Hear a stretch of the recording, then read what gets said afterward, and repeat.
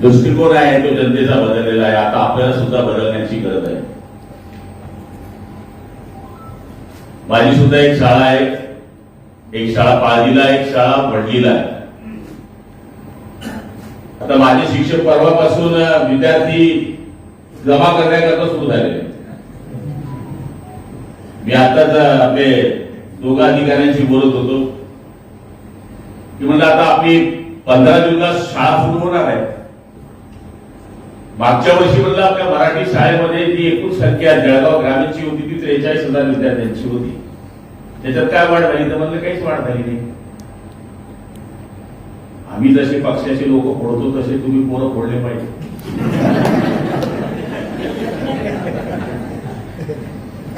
आता गुणवत्तेमध्ये आपण पहिले आला त्याच्यावर आपल्याला थांबून चालणार नाहीये. आपल्याला आपली शाळा जर सुंदर बनवायची असेल तर तिथलं सुंदर वातावरण करण्याकरता शासन आपल्या परीने मदत करते. पण हे करत असताना माझ्या शिक्षक वृंदाला माझी विनंती आहे.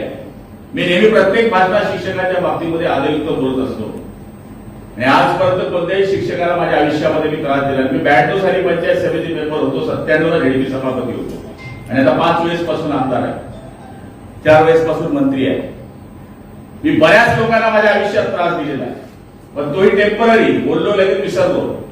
पण शिक्षकाला मी कधीच त्रास दिलेला नाही, कारण त्याचं आमच्या मनामध्ये एक वेगळं स्थान आहे. त्यामुळे आता तुम्हाला शाळा वाचवायची आहे.